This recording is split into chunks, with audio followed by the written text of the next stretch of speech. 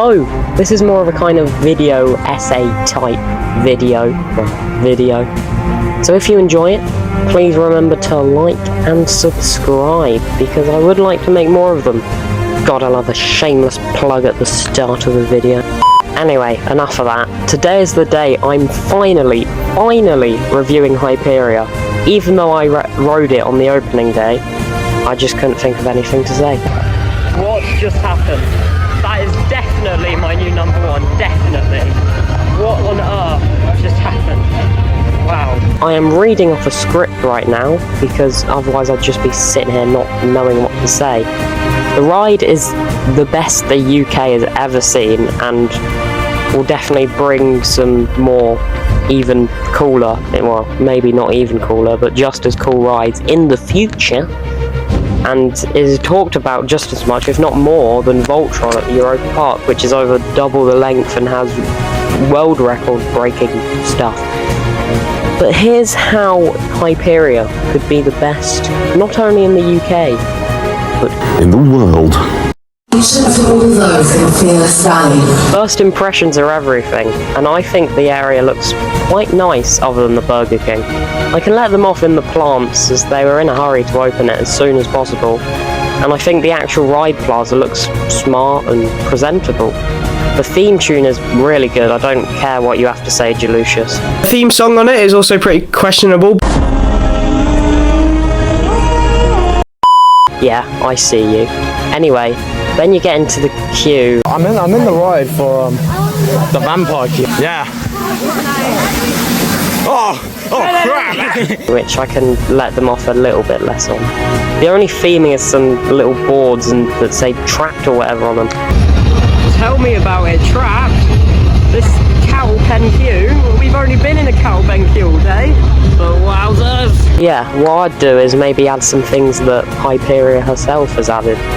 Well, made. Like put some anvils and a workstation there maybe, some prototype wing stuff. Like that would look really nice. And some bone meal to make some of the plants grow faster, because right now it looks less like a valley and more like Shrek's house. Restraints locked. Wings forged. It's time to find your fearless. But now we get onto the good stuff. The station is Very nice. and on the inside, with all the lights and audio, and the dispatch. The dispatch is so cool.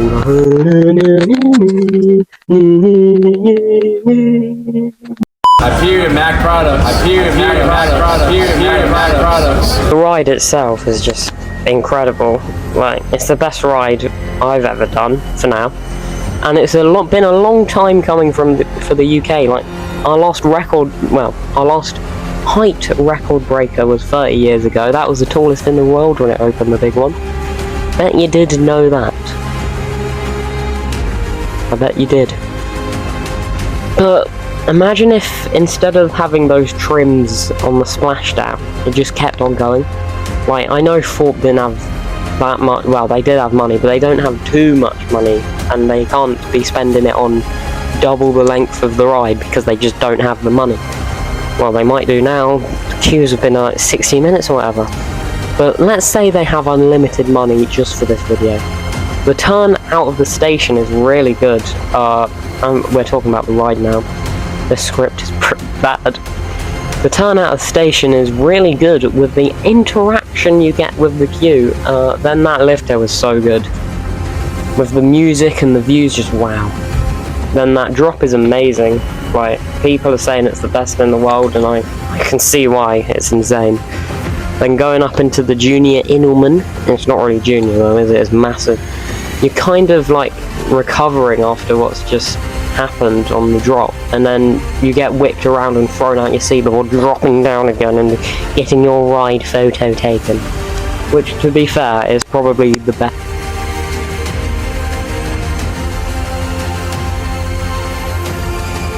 Just turn my mic off accidentally. That's not good. Which, to be fair, is probably the best place to have that ride camera, because when you're at the bottom of the drop, you don't even know you're at the bottom of the drop, because you think you're still up there, because you just Like, you're just like, you're not, you haven't even processed it, you've gone down the drop. The Outer Bank, wow, the Outer Bank. This is just insane, isn't it? I heard someone say that it feels like you've actually fallen out your seat and someone grabs you at the last second while you're upside down, which is probably the best explanation we're gonna get. That element's wild. And then you turn into the stool. I've written this so bad. Turn into the stool. You turn into a 0G stool. Is it a zero? No, it's a dive stool.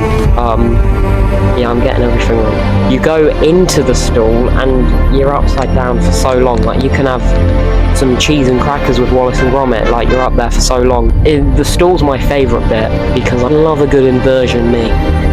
But after that, you fall back down, out the ride. You fall off the ride. And no one grabs your legs this time. And you go into the splashdown. Which, if you sit further back, it can get you wet. I sat further to the back, and it did get me wet.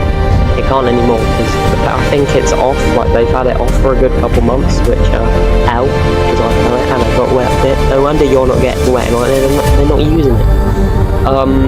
But yeah, the splashdown is good, but you can really feel the brakes, and then you just have a couple turns into the brakes.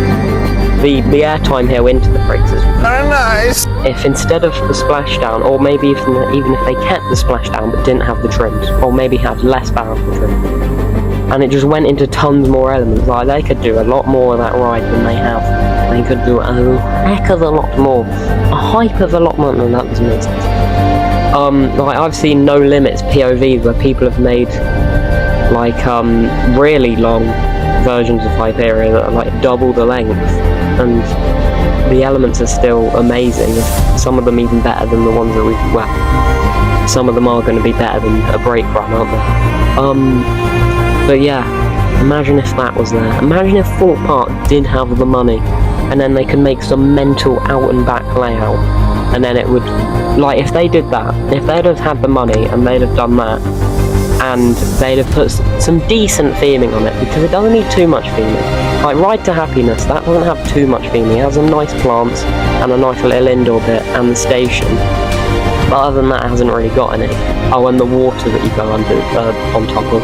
But if that wasn't there, would it still be one of the best in the world? If not the best in the world? That is up for debate, I guess. I'm gonna be writing that soon. But yeah, it could be. It's a... The title's a little bit clickbaity, because I don't think it was exactly a missed opportunity. Because it's still so good, and it's not a missed opportunity, because it's got them a lot of money, I think. A lot more than Swarm did. But it's just so good. Well, that's not what I'm trying to say. It's so bad. It's amazing, but it could have been even better. We can only hope that next year they put some theming in when they get that flat line, which they're definitely getting, where Black Mirror is, and the Slammer.